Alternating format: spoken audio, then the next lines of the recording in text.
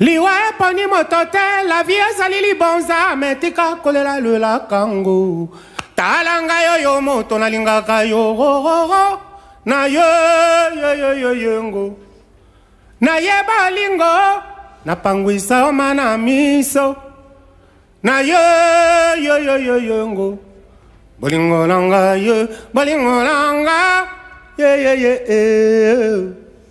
umugabo tugiye kukubwira none ni umugabo w'amateka, ni umugabo wakoze umuziki mu myaka yo hambere, ariko umuziki we wagiye uba intandaro yuko abenshi bakunda umuziki cyane cyane mu gihugu akomokamo cya Repubulika Iharanira Demokarasi ya Kongo. Amateka avuga yuko uyu mugabo abahanzi benshi bamukuyeho inspiration, ndetse abenshi bagakunda umuziki kubera we yakoze umuziki ndetse awukundisha benshi, dore yuko izina rye muri Afrika yose rizwi. Iyo ukivuga izina Papa Wemba ako kanya uhita umenya uwari we. Niyo tugiye kugenda tukubwiraho akantu ku kandi ntucikwe. Iyi ngiyi ni Tahatibu TV, naho njyewe mugiye kubana nitwa N Yusufu, ntucikwe.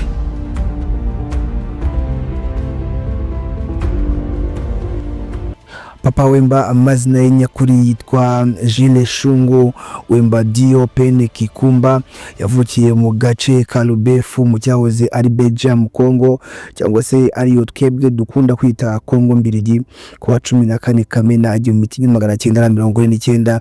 Yaturutse mu muryango wifitemo umuco w'ubuhanzi gakondo, kuko se yari afite aho ahuriye n'ubutegetsi bw'abakuru b'imiryango mu gace kiwabo.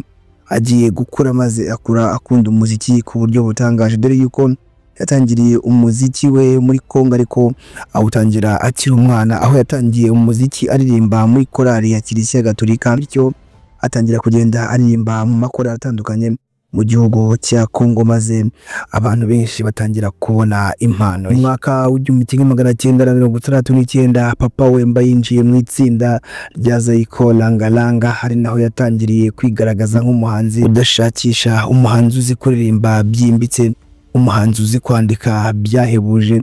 Yanditse indirimbo zakunzwe cyane nk'indirimbo yitwa Pene, indi yitwa C'est la vérité, n'indi yitwa Shushuna, ndetse n'indi yitwa Liwa ya Somo. Izi ngizi zikaba ari indirimbo yakoze ndetse ziza gukundwa. Nyuma y'igihe gito mu mwaka w'1974 yashinze itsinda aryita Isifi Lokole. Hanyuma mu mwaka w'1975 ahindura izina aryita Yoka Lokole, ariko ibikorwa bye byamuhaye ishema kurushaho. Byatangiye mu mwaka w'1977 ubwo yashinze itsinda rye bwite aryita Viva La Musica.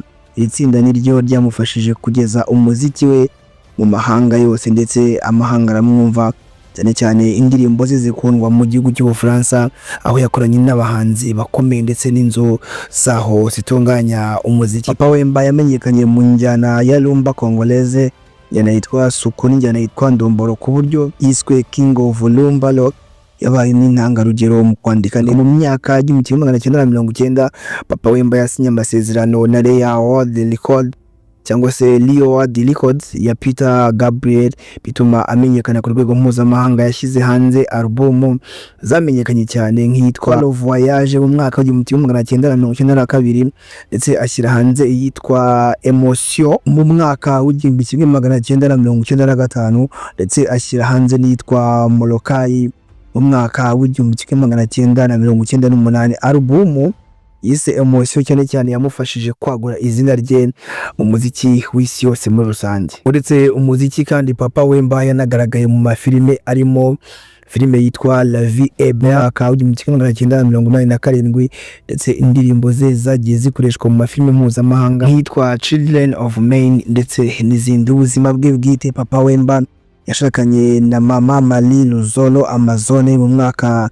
w'1970. barafitanye ubuzima bw'urugo butewe ishema cyangwa se burimo ibyishimo byinshi cyane, dore ko Papa Wemba bivugwa yuko ari umwe mu bagabo bakundaga gutonesha umugore we, ndetse akamukunda by'umwihariko, kuko ngo ahantu hose yabaga ari cyangwa ahantu hose yajyaga yabaga ari kumwe n'uwo mugore we yakundaga ku buryo butangaje.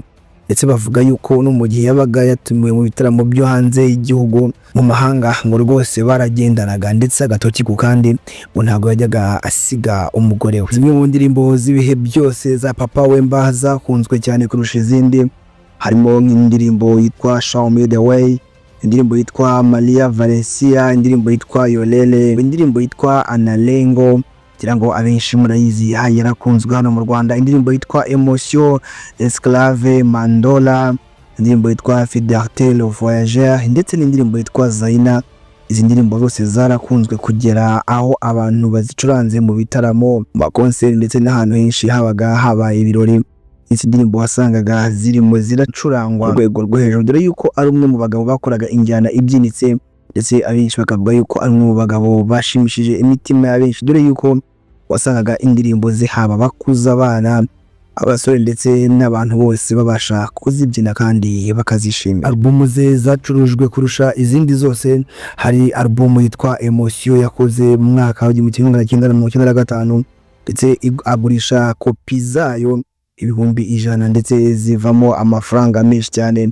Hari albumu yise Le Voyageur yakoze mu mwaka wa 1992 ndetse arangije nayo ivamo amafaranga menshi. N'indi albumu yitwa Molokai yakoze mu mwaka wa 1998 ndetse nayo arayicuruza ivamo amafaranga menshi cyane. Ni zimwe muri albumu ze zavuyemo amafaranga menshi ndetse zigenda zikundwa ku isi yose. Tariki 24 z'ukwezi kwa 4 2016 ubwo yari mu gitaramo cyitwa Femoa mu mujyi wa Abidjan muri Cote d'Ivoire, Papa Wemba yafashwe n'indwara ku rubyiniro ahita yitaba Imana afite imyaka 66. Urupfu rwe rwababaje abanyekongo by'umwihariko abantu bo muri Afurika y'Iburasirazuba mu bihugu bya Kenya, dore yuko ajyaga akunda gutaramirayo cyane ndetse n'ahandi hose ho mu Bufaransa n'ahandi. Nyuma yo gupfa kwe, Papa Wemba yahawe icyubahiro cy'ikirenga muri Repubulika Iharanira Demokarasi ya Kongo, aho yashyizwe mu rwego rwa Grand Officer of the Order the National Heroes Kabila Lumumba. Ndetse abenshi bakomeza bavuga bati koko yahawe icyubahiro ndetse bamwubashye nk'umuntu wakoze ibirenze cyangwa wakoze byinshi mu muziki wa Kongo. Papa Wemba yapfuye ari ikirangire mu muziki nyafurika w'isi yose ndetse yagize uruhare mu guteza imbere Lumba Congolaise no kwigeza ku rwego rw'isi, kandi yibukwa nk'umuhanzi washyize itafari rikomeye mu muziki wa Afurika muri rusange, dore yuko hari benshi bamukomoraho inspiration, haba abahanzi bakizamuka cyangwa se abahanzi bakiri bato bagenda bakora indirimbo mu buryo bw'ubu ngubu, ariko abenshi umuganira barakubwira bati Papa Wemba yakoze byinshi ndetse Papa Wemba yakoze umuziki mu buryo butangaje. Ati dore yuko natwe kugira ngo dukunde umuziki abenshi twakoze twumva indirimbo ze, twakoze twumva ibihangano bye. Mu kiganiro cyacu twifuje kukubwira ku mvugo yagiye avuga ndetse zikaza kuba ikimenywa na bose ndetse ngubu abenshi bakaba bakizikoresha. Yaravuze ngo Mother was my first teacher and my first audience. Ati